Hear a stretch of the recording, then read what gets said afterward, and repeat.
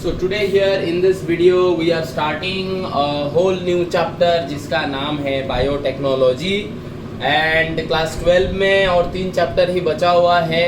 ये है बायोटेक्नोलॉजी, ठीक है, प्रोसेसेस, प्रिंसिपल एंड प्रोसेसेस, ठीक है। ये चैप्टर है biotechnology, principles and processes. And ये इस चैप्टर में जितना भी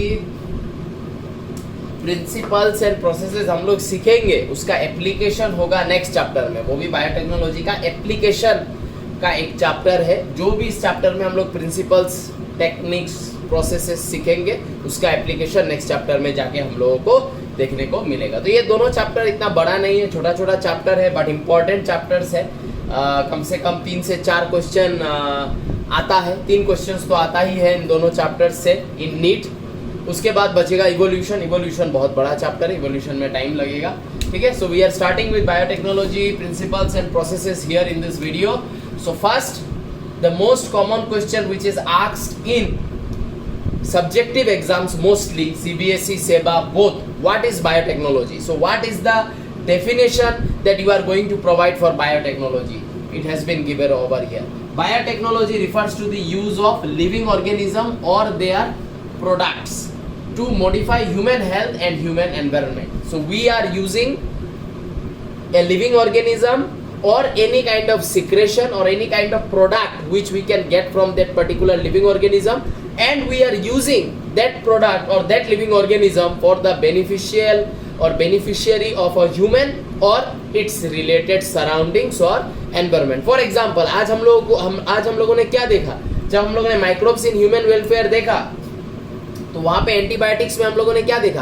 कितना सारा एंटीबायोटिक है जो फंजाई हम लोग को बना के देता है। तो फंजाई लिविंग ऑर्गेनिज्म, फंजाई का एक सिक्रेशन, उसका प्रोडक्ट जो हमारे लिए क्या हो रहा है, एंटीबैक्टीरियल है ना, antibiotic against the life, antibacterial के हिसाब से वो काम कर रहा है। तो हमारे हेल्थ के बेनिफिट में वो काम हो रहा है कि नहीं? How to obtain that particular antibiotic, that particular chemical from the fungi? We can obtain it by using some principles, techniques, processes, methodologies of biotechnology, ठीक है, समझ में आया होगा। अब the 2 techniques that enabled us to combine genetic elements of 2 or more living cells, ठीक है, 2 अलग अलग लिविंग सेल्स का जेनेटिक मटेरियल को कंबाइन कर दे, ठीक है, ऐसा एबिलिटी, ऐसा टेक्निक, ठीक है, that enable the birth of modern biotechnology. ऐसा टेक्निक क्या है वो टेक्निक जिसके मदद से हम लोग 2 अलग अलग लिविंग सेल, एक बैक्टीरिया का कुछ जीन और एक प्लांट सेल का कोई जीन, कोई डीएनए, दोनों को हम लोग एक कर देंगे, दोनों को हम लोग मिला सकते हैं, दोनों को हम लोग ज्वाइन कर सकते हैं। कैसे ये ज्वाइनिंग होगा? एक प्लांट सेल का डीएनए और एक बैक्टीरिया का डीएनए को कैसे हम लोग जोड़ सकते हैं, कैसे हम लोग मिला सकते हैं, उसके ऊपर इस चैप्टर का बहुत बड़ा डिस्कशन बनता है, आगे हम लोग करेंगे। तो ऐसा 2 टेक्निक क्या है जो ये सब करने के लिए हम लोग को मदद करता है? 2 कंप्लीटली अलग लिविंग ऑर्गेनिज्म का जेनेटिक मटेरियल को जोड़ दें, ऐसा क्या टेक्निक से जो मदद करेगा? एक है जेनेटिक इंजीनियरिंग, पहला techniques to alter the chemistry of genetic material, DNA और आरएनए, जेनेटिक मटेरियल डीएनए और आरएनए। और अगर हम लोग 2 ऑर्गेनिज्म के जेनेटिक मटेरियल को मिला दें तो उनका जो एक्चुअलिटी है, जो रियलिटी में उनका जो कंपोजिशन है, उसको हम लोग छेड़खानी कर रहे हैं, अल्टर कर रहे हैं, है ना। आज अगर मैं बैक्टीरिया एंड प्लांट सेल का आधा डीएनए को बोले मैं जोड़ देता हूं, तो जो एक नया डीएनए बनेगा वो ना प्लांट वाले से 100% रिजेंबल करेगा, ना बैक्टीरिया वाले से 100% रिजेंबल करेगा। तो हम लोगों ने क्या किया, ये जो ज्वाइनिंग किया, इस ज्वाइनिंग में जो हम लोगों ने एक नया डीएनए प्रोड्यूस किया है, taking half of the DNA from plant, half of the DNA from bacteria, ये जो हम लोगों ने एक नया डीएनए का प्रोडक्शन किया, इसको हम लोग क्या बुलाएंगे? रिकॉम्बिनेंट डीएनए, क्योंकि ये प्लांट का आधा डीएनए एंड बैक्टीरिया का आधा डीएनए का कॉम्बिनेशन से ये फॉर्म हुआ है। और ये ना कंप्लीटली प्लांट वाले को रिजेंबल करेगा, ना बैक्टीरिया को रिजेंबल करेगा। वही यहाँ पे लिखा है, techniques to alter the chemistry of genetic material. तुमने ऐसा एक जेनेटिक मटेरियल बनाया जो कंप्लीटली अल्टरिंग टाइप का है, डिफरेंट है, ना प्लांट से रिजेंबल करता है ना बैक्टीरिया से। To introduce this into host organism and thus change the phenotype of host organism, ठीक है। तो जेनेटिक इंजीनियरिंग में हम लोग क्या करेंगे? सपोज एक प्लांट सेल है, ठीक है ना, हाँ ये तुम लोग कनेक्ट करोगे एग्जाम्पल। सपोज एक प्लांट सेल है, उस प्लांट सेल में बहुत ज्यादा कैटरपिलर उस प्लांट का लीव्स को खा लेता है, खा के उस प्लांट को मार देता है, ठीक है। आज हम लोग को एक ऐसा प्लांट बनाना है जो डिजीज रेजिस्टेंस हो, तो मुझे क्या करना पड़ेगा? बेसिलस थुरिंजिएंसिस जो हम लोगों ने प्रीवियस चैप्टर्स में डिस्कस किया है, जो कैटरपिलर के गट के अंदर जाने से एक टॉक्सिन छोड़ता है। क्यों ना हम लोग ये जो बेसिलस thuringiensis है, ये जो एक बैक्टीरिया है, उसके अंदर का उस जीन को काट के निकाल ले जो जीन ये एंडोटॉक्सिन प्रोडक्शन करता है। उस जीन को अगर हम लोग बैक्टीरिया के अंदर से काट के निकाल ले एंड प्लांट के अंदर में अगर हम लोग उसको ट्रांसफर कर दे, तो ये प्लांट क्या करेगा, जब ग्रो करेगा, इस प्लांट का एक एक पार्ट में, चाहे वो ब्रांच हो, लीफ हो, स्टेम हो, एक एक पार्ट में इनर बिल्ट एक बीट, मतलब जो टॉक्सिन है, एंडोटॉक्सिन, वो उसमें रहेगा। क्योंकि बैक्टीरिया का हम लोगों ने क्या किया है, वो जीन जो एंडोटॉक्सिन प्रोड्यूस करता है उसको काट के इस प्लांट में लगा दिया। जब ये प्लांट एक छोटा सैपलिंग था, ये सैपलिंग जब बड़ा होगा तो ये जो जीन है, ये जीन इसके बॉडी में फैलेगा और इसके बॉडी में क्या करेगा, हर एक हिस्सा में एंडोटॉक्सिन बना के रखेगा। We know endotoxin is species specific, मतलब जब कोई कैटरपिलर उस पत्ता को खाने आएगा तभी ये टॉक्सिन उसको हार्म करेगा। अगर हम लोग उस पत्ता को तोड़ के खा ले तो हम लोगों का कुछ नहीं होगा, because that toxin is species specific, वो कोई पर्टिकुलर कैटरपिलर स्पीशीज को ही हमला करेगा। ठीक है ना। तो ये क्या प्रोसेस हुआ, techniques to alter the chemistry of genetic material. हम लोगों ने प्लांट का डीएनए निकाला और उसमें हम लोगों ने बैक्टीरिया का डीएनए लगा दिया जो एंडोटॉक्सिन प्रोड्यूस करता है। फिर इस डीएनए को रिकॉम्बिनेंट डीएनए हम लोग बुलाएंगे, क्योंकि ये प्लांट का डीएनए और बैक्टीरिया का डीएनए का मिलाने से बना है। इस रिकॉम्बिनेंट डीएनए को वापस हम लोग प्लांट के अंदर डाल देंगे, वो प्लांट का फिनोटाइप चेंज हो जाएगा, कैरेक्टर चेंज हो जाएगा। ये डीएनए डालने से पहले ये प्लांट बीमार होता था, इसको कैटरपिलर खा लेता था। अब ये डीएनए जो रिकॉम्बिनेंट डीएनए हम लोगों ने बनाया है, वो बना के जब मैं एक प्लांट के बॉडी के अंदर डालूंगा, वो प्लांट क्या करेगा, डिजीज रेजिस्टेंस शो करेगा, क्योंकि वो अपने कोने कोने में एंडोटॉक्सिन का प्रोडक्शन करेगा और कैटरपिलर उसको खा नहीं पाएगा। तो उसका फिनोटाइप चेंज हो जाएगा। हम लोगों ने उसका जीनोटाइप चेंज किया और चेंज करके उसके बॉडी के अंदर इंट्रोड्यूस कर दिया, प्लांट के बॉडी के अंदर वापस इंट्रोड्यूस कर दिया। अब प्लांट का फिनोटाइप कैरेक्टर में हम लोग को चेंजेस मिलने लगेगा, जो उसको प्रोटेक्ट करेगा, जो उसको एक डिजीज रेजिस्टेंट प्लांट बनाएगा। ठीक है, समझ में आया ना जेनेटिक इंजीनियरिंग। अब सेकंड टेक्निक के ऊपर मूव करते हैं, फिर हम लोग जीन क्लोनिंग के बारे में अच्छे से डिस्कस करेंगे। सो यहाँ आगे का जो टेक्निक है उसके बारे में डिस्कस किया है। जेनेटिक इंजीनियरिंग पहला था। नंबर 2 जो है that is maintenance of sterile condition. So maintenance of sterile condition को हम लोग किस पॉइंट ऑफ व्यू से समझ सकते हैं, इस पॉइंट ऑफ व्यू से समझ सकते हैं कि आज अगर मुझे एक एंटीबायोटिक बनाना है, मैं एक फंजाई का मदद लूंगा उस एंटीबायोटिक को बनाने के लिए, तो मुझे फंजाई को क्या करना पड़ेगा, न्यूट्रिएंट मीडियम देना पड़ेगा। उस न्यूट्रिएंट मीडियम में जब वो फंजाई रहेगा तो वो अपने बॉडी से कुछ केमिकल्स का सिक्रेशन करेगा, वो केमिकल्स मेरा एंटीबायोटिक होगा। तो वो जो मैंने न्यूट्रिएंट मीडियम दिया है, उस न्यूट्रिएंट मीडियम में मुझे क्या करना है, उस न्यूट्रिएंट मीडियम में मुझे सिर्फ उस फंजाई को ही तो वहां पे रखना है। अगर उस न्यूट्रिएंट मीडिया में कुछ अलग कहीं से बोले बैक्टीरिया आ गया, कुछ दूसरा फंजाई आ गया, तो मेरा जो डिजायरेबल फंजाई है जो मुझे एंटीबायोटिक बना के देगा, उस डिजायरेबल फंजाई को फूड के लेवल पे कंपटीशन मिलेगा कि नहीं। और जब उसको कंपटीशन मिलेगा, उसको जितना अमाउंट ऑफ एंटीबायोटिक फॉर्म करना चाहिए खाना खा के, उतना खाना तो उसको मिल नहीं रहा है, तो वो उतना एंटीबायोटिक भी फॉर्मेशन नहीं करेगा। तो जब मैं एक न्यूट्रिएंट मीडियम में मैं अपना डिजायरेबल फंजाई को ग्रो करूंगा, उससे एंटीबायोटिक को ऑब्टेन करने के लिए मैं उस मीडियम को बाकी माइक्रोब से फ्री रखने का कोशिश मुझे करना पड़ेगा, सो दैट मेरा डिजायरेबल माइक्रो ऑर्गेनिज्म को कोई कंपटीशन ना मिले। ठीक है, तो इसलिए मुझे उस न्यूट्रिएंट मीडियम में मेंटेन करना पड़ेगा क्या, स्टेराइल कंडीशन। देखो अभी डेफिनेशन से ये करेक्ट हो जाएगा जो मैंने समझाया है। Microbial contamination free ambience in chemical engineering process to enable the growth of only desired microbe और eukaryotic cell in large quantities for the manufacture of biological products like antibiotics, जिसका रेफरेंस मैंने अभी दिया, वैक्सीन, एंजाइम एक्सेट्रा। जो भी product तुमको एक microbe से लेना है, वो प्रोडक्ट को लेने के लिए तुमको क्या करना पड़ेगा, एक न्यूट्रिएंट मीडियम माइक्रोब को देना पड़ेगा। वो माइक्रोब वो प्रोडक्ट तुमको बना के देगा, लेकिन you will also have to ensure that उस न्यूट्रिएंट मीडियम में कोई और माइक्रोब ग्रो ना कर जाए। उसके लिए तुमको उस न्यूट्रिएंट मीडियम में स्टेराइल कंडीशन रखना पड़ेगा। ठीक है, अच्छा, now we will talk the basic of gene cloning, the basic steps of gene cloning के बारे में पढ़ेंगे। एंड ये चैप्टर जीन क्लोनिंग के ऊपर ही है। जो भी हम लोग प्रोसेसेस एंड प्रिंसिपल्स पढ़ने वाले वो पूरा का पूरा जीन क्लोनिंग प्रोसेस के ऊपर ही है। और अभी थोड़ा देर पहले जो मैं बकबक कर रहा था, जिसमें मैंने समझाया तुम लोग को, एक प्लांट सेल को अगर मुझे डिजीज रेजिस्टेंस बनाना है, कैटरपिलर उसको डैमेज नहीं कर पाए, ऐसा अगर मुझे एक प्लांट को बनाना है, तो मुझे क्या करना है, बेसिलस thuringiensis बैक्टीरिया का जीन निकाल के प्लांट के अंदर देना है। ठीक है ना। तो जीन निकाल के प्लांट के अंदर देना है, उसमें जो मैंने समझाया तुम लोग को रिकॉम्बिनेंट डीएनए कैसे बनाते हैं, ठीक है, वही उसी का डिस्कशन है। देखो जीन क्लोनिंग 5 बेसिक स्टेप्स है जीन क्लोनिंग करने का। डेफिनेशंस भी मैं लिखाऊंगा, पहले बस नॉर्मली बेसिक समझा रहा हूँ। 5 स्टेप्स है। पहला क्या है, construction of a recombinant DNA molecule, ठीक है। जीन क्लोनिंग करने के लिए, ठीक है, तुमको पहला काम जो करना पड़ेगा वो क्या करना पड़ेगा, एक रिकॉम्बिनेंट डीएनए मॉलिक्यूल को रेडी करना पड़ेगा। कैसे करेंगे, डिजायर्ड डीएनए फ्रेगमेंट, ठीक है। आज हम लोग गोल वही लेते हैं कि प्लांट के अंदर में एक रिकॉम्बिनेंट डीएनए को ट्रांसफर करना है, प्लांट के अंदर हम लोग को रिकॉम्बिनेंट डीएनए को ट्रांसफर करना है। तो कैसे करेंगे, कैसे बनाएंगे recombinant DNA. Desired DNA fragment, मान लो ये वो डीएनए फ्रेगमेंट है जो हम लोगों ने बेसिलस thuringiensis से लिया है, और आज मुझे प्लांट के बॉडी के अंदर इस बेसिलस thuringiensis से लेने वाला डीएनए को मुझे ट्रांसफर करना है। मैं कैसे करूंगा, मैं प्लांट का बॉडी का डीएनए को अगर निकालने जाऊं, प्लांट का बॉडी का डीएनए होता है लीनियर डीएनए, लंबा डीएनए, या उसका जो सर्कुलर डीएनए होता है प्लाज्मिड, वो भी बहुत बड़ा साइज का होता है।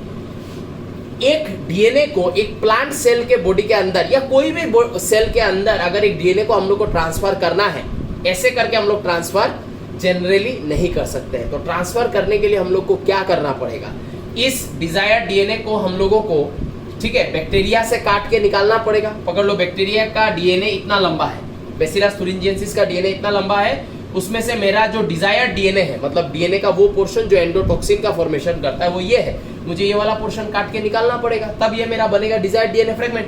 बाकी पोर्शन बैक्टीरिया में बोले कुछ और चीजों का प्रोडक्शन करता है, एंजाइम का करता है, ये वो का करता है, वो तो मेरे को नहीं चाहिए ना।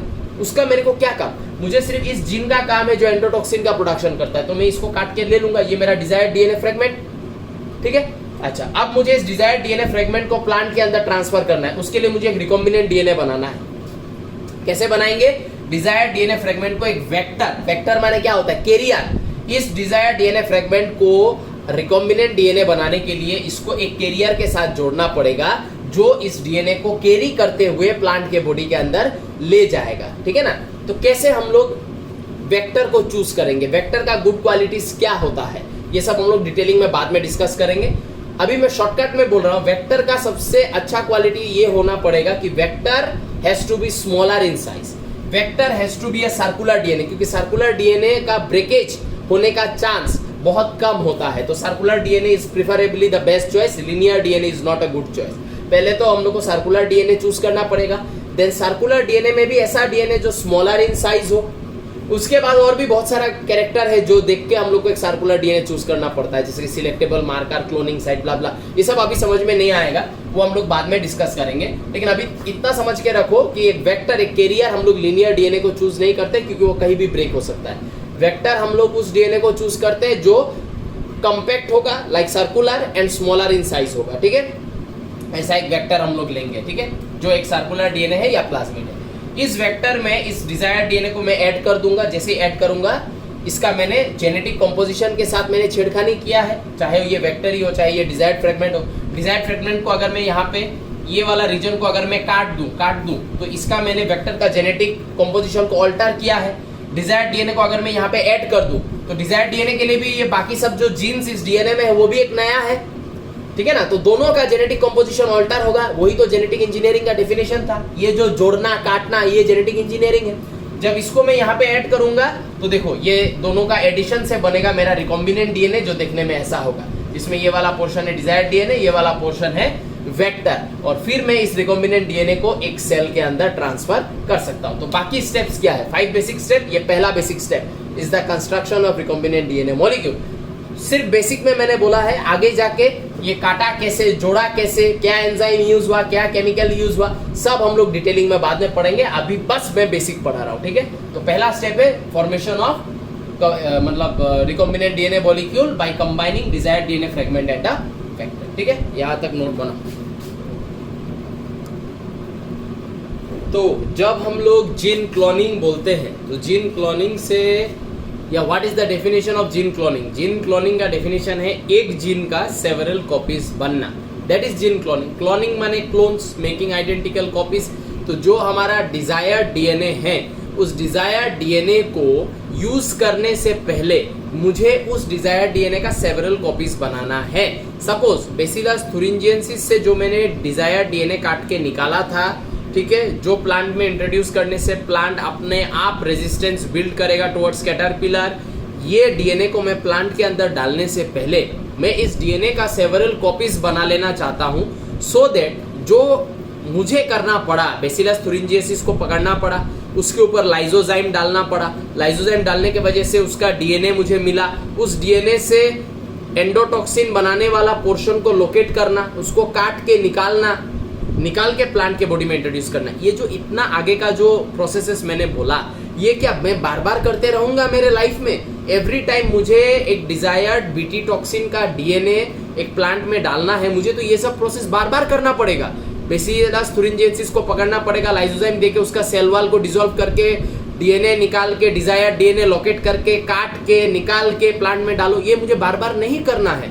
इसलिए मैं जब एक ही बार बेसिलस thuringiensis के अंदर से वो बीटी टॉक्सिन वाला डीएनए में जब निकालूंगा, and before putting it inside the plant, मैं इस डीएनए का सेवरल कॉपीज बना के रख देना चाहता हूँ, सो दैट आज से 10 साल बाद भी अगर मुझे इसको रिलेटेड कुछ एक्सपेरिमेंट करना है तो भी मेरे पास डीएनए कॉपीज का कोई कमी ना हो, मुझे बार बार ये पहला प्रोसेसेस करना ना पड़े। That is the basic of gene cloning. तो मैं ये जो जीन है जो एंडोटॉक्सिन बनाता है, बीटी टॉक्सिन बनाता है, इस जीन का मैं सेवरल कॉपीज बना लेना चाहता हूँ before putting it inside the body of a plant. कैसे बनाऊंगा मैं कॉपी बनाने के लिए मुझे पहले इस डिजायर्ड डीएनए को वेक्टर के साथ जोड़ना पड़ेगा। Vector will be a circular DNA. जैसे ही मैंने जोड़ दिया, उस वेक्टर प्लस डिजायर्ड डीएनए को हम लोग रिकॉम्बिनेंट डीएनए बोल रहे हैं। फिर उस रिकॉम्बिनेंट डीएनए को हम लोग क्या करेंगे, वो सब यहाँ पे लिखा हुआ है, देखो। रिकॉम्बिनेंट डीएनए को हम लोग होस्ट सेल में ट्रांसफर करेंगे, एक होस्ट सेल के, एक ऑर्गेनिज्म के बॉडी के अंदर ट्रांसफर करेंगे। और जनरली वो होस्ट सेल कौन होगा? ऐसा सेल होगा जिसका लाइफ स्पान बहुत कम है और जिसका सेल डिवीजन या सेल प्रोलिफरेशन बहुत फास्टर है। ऐसा कौन है? बैक्टीरिया है। मैं अपना रिकॉम्बिनेंट डीएनए को बैक्टीरिया के अंदर डालूंगा। देखो ये बैक्टीरिया है, ये रिकॉम्बिनेंट डीएनए मैंने इसके अंदर डाल दिया। कैसे डाला, क्या टेक्निक्स है, ये सब आगे चैप्टर्स में मिलेगा। फिलहाल मैं एकदम बेसिक बात कर रहा हूँ, एकदम रूट्स बात कर रहा हूँ, इसलिए ऐसे ही कंसीडर करो। इसको मैंने इस बैक्टीरिया के अंदर डाल दिया, तो बैक्टीरियम कैरिंग आरडीएनए मॉलिक्यूल।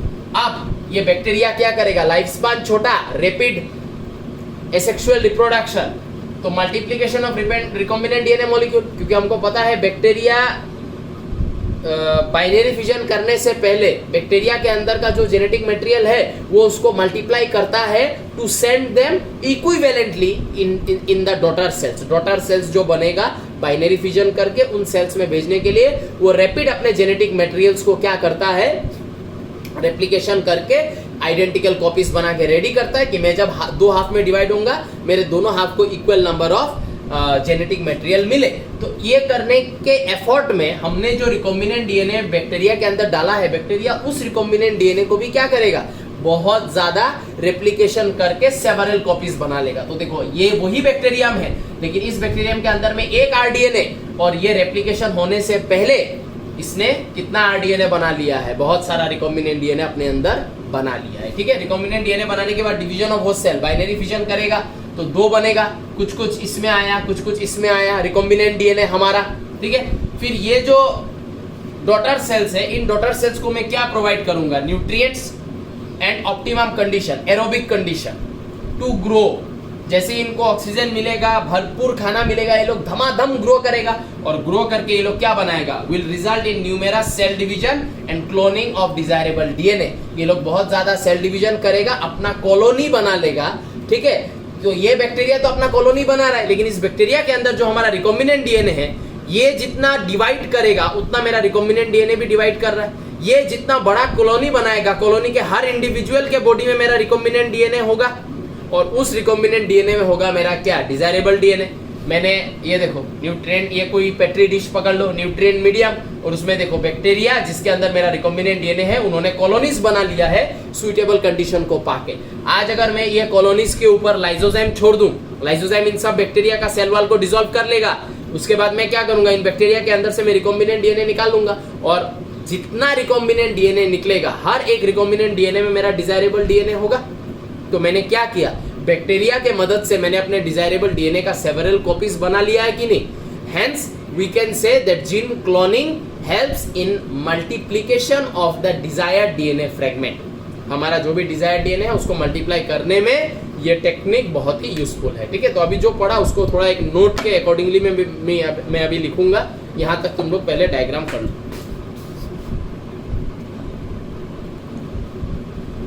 तो अभी जो स्टेप्स तुम लोगों को समझाया था, उन 5 स्टेप लिखने के बाद उस 5 स्टेप के नीचे ये वाला लाइन लिखना। हाँ, ये वाला, therefore cloning is making multiple identical copies of any template of DNA. वो जो 5 स्टेप्स लिखा है उसके नीचे ये लिखना है। ठीक है, उसके बाद जो भी हम लोगों ने उन स्टेप्स में डिस्कस किया उसको हम लोग थोड़ा सा सब्जेक्टिव वे में अभी देखेंगे। स्टेप्स ऑफ जीन क्लोनिंग, वही 5 स्टेप 5 पॉइंट में हम लोग लिखेंगे। देखो, पहला पॉइंट क्या लिखा है, fragment of DNA containing the gene of interest, माने desired DNA to be clone, उसको क्लोन करना है, यही हमारा मोटिव है under gene cloning, is inserted into a circular DNA vector called a vector to produce a recombinant DNA molecule। ठीक है, वो पहला स्टेप था।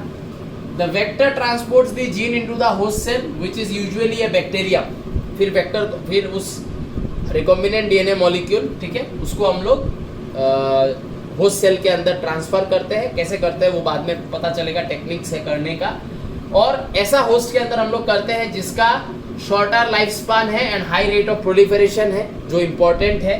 ठीक है, although other type of living cells can also be use, लेकिन ऐसा टाइप का ही सेल हम लोग यूज करेंगे जनरली जिसका लाइफ स्पान शॉर्टर है एंड रिप्रोडक्शन रेट बहुत फास्टर है, प्रोलिफरेशन बहुत फास्टर है। Within the host cell के अंदर क्या हुआ था, रिकॉम्बिनेंट डीएनए ने अपना सेवरल कॉपीज बनाया। The vector multiplies producing numerous identical copies not only of itself but also of the genes it carries। Vector multiply करेगा उस होस्ट के अंदर, लेकिन वेक्टर अकेले मल्टीप्लाई नहीं करेगा, वेक्टर में जो डिजायर्ड डीएनए चिपका हुआ है उसको अभी मल्टीप्लिकेशन होगा। When the host cell divides, bacteria asexual reproduction, copies of RDNA molecule are passed to the progeny, daughter cells को पास होता है, हम लोगों ने देखा है डायग्राम में, and further vector replication takes place, और उस प्रोजेनी उस डॉटर सेल के अंदर फिर से वेक्टर रेप्लिकेट करना चालू करता है और अपने साथ डिजायर्ड डीएनए का भी रेप्लिकेशन करता है। वो था स्टेप नंबर 4। तो फिफ्थ स्टेप जो है उसमें देखो क्या लिखा है, after large number of cell division, bacteria को वही सुइटेबल कंडीशंस हम लोग प्रोवाइड करने वाले हैं and under that suitable condition bacteria बहुत ज़्यादा खाना खाएगा, एरोबिकली रेस्पायर करेगा, तो धड़ाधड़ ग्रो करेगा, कॉलोनी बनाएगा। तो after large number of cell division by the host, that means by bacteria, a clone or colony of identical host cells is produced, पूरा एक कॉलोनी ऑफ बैक्टीरिया बन जाएगा। Each cell of the colony contains 1 or more copies of rDNA molecule. हम लोगों ने देखा है कि एक डॉटर सेल्स में बहुत सारा आरडीएनए मॉलिक्यूल होता है।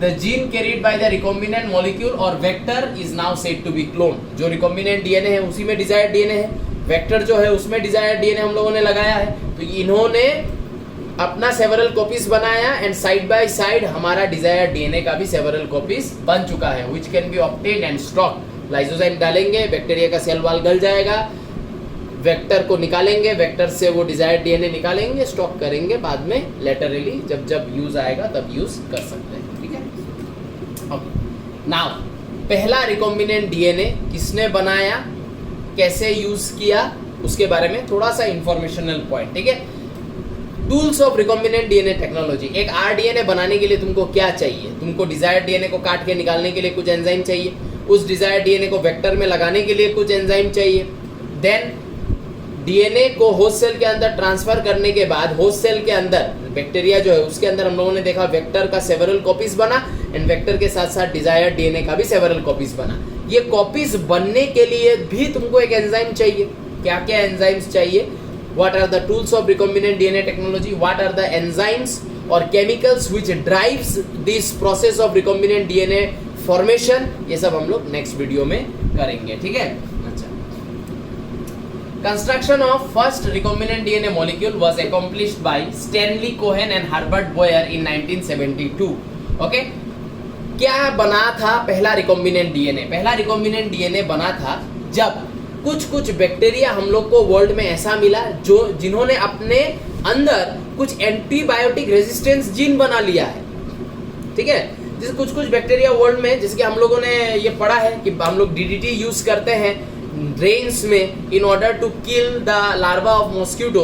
लेकिन आजकल हम लोग देखते हैं जो लार्वा ऑफ मॉस्किटो है उसने अपने आप को डीडीटी रेजिस्टेंस बना लिया। आजकल डीडीटी से इतना मॉस्किटो का लार्वा मरता नहीं है। सिमिलरली बैक्टीरिया के ऊपर हम लोग एंटीबायोटिक का इस्तेमाल बहुत टाइम से करते हुए आ रहे हैं। तो ऐसा बहुत सारा बैक्टीरिया है जिसको हम लोग एंटीबायोटिक से मार रहे हैं। तो वो बैक्टीरिया भी क्या कोशिश कर रहा होगा, अपने बॉडी के अंदर कुछ ऐसा जीन बनाना, कुछ ऐसा केमिकल बनाना जो एंटीबायोटिक के साथ फाइट करे, जो एंटीबायोटिक को उसको खत्म करने ना दे। समझ में आ रहा है ना? तो ऐसा कुछ कुछ बैक्टीरिया ने इवोल्यूशन करके अपने अंदर एंटीबायोटिक रेजिस्टेंस जीन का डेवलपमेंट कर लिया। उस एंटीबायोटिक रेजिस्टेंस जीन को इन्होंने उस बैक्टीरिया से काट के निकाला, डिजायर्ड डीएनए, ठीक है, जीन एनकोडिंग एंटीबायोटिक रेजिस्टेंस, ये हमारा डिजायर्ड डीएनए। इसका मुझे सेवरल कॉपीज बनाना है, उसके लिए मुझे आरडीएनए बनाना पड़ेगा, उसके लिए मुझे वेक्टर चाहिए। वेक्टर के लिए मैं सर्कुलर डीएनए या प्लाज्मिड को लूंगा। प्लाज्मिड का डेफिनेशन दिया है, देखो, ऑटोनोमसली माने धूमधाम रेप्लिकेटिंग, ठीक से रेप्लिकेटिंग करने वाला circular extra chromosomal DNA. Plasmid जिस भी ऑर्गेनिज्म के बॉडी से निकालोगे वो उसका एक एक्स्ट्रा क्रोमोसोमल डीएनए होता है जो उसका एक्स्ट्रा कुछ काम करता है, ठीक है, जो एक्स्ट्रा कुछ सिक्रेशन बना के देगा, जो उसको कुछ एडिशनल बेनिफिट्स देगा, ठीक है। तो ऑटोनोमसली माने धूमधाम लगातार replicating circular extra chromosomal DNA. अच्छा, तो plasmid from salmonella typhi, salmonella typhi जो बैक्टीरिया, उससे एक प्लाज्मिड लिया, उस प्लाज्मिड में इस डिजायर्ड डीएनए जो एंटीबायोटिक रेजिस्टेंस है उसको ऐड किया, रिकॉम्बिनेंट डीएनए बनाया, घुसाया ई कोलाई के अंदर, ठीक है, क्योंकि E coli and Salmonella typhi they are almost relatable bacteria, ठीक है। तो ई कोलाई जो है वो इस प्लाज्मिड को एक्सेप्ट कर लेगा। ई कोलाई के अंदर ये प्लाज्मिड घुस के ठीक से क्या करेगा, रेप्लिकेशन करेगा और ई कोलाई का कॉलोनीज बनेगा। उन कॉलोनीज के अंदर several copies of recombinant DNA and उसमें चिपका हुआ डिजायर्ड डीएनए का भी सेवरल कॉपीज बन जाएगा, रिजल्टेड इन जीन क्लोनिंग, ठीक है।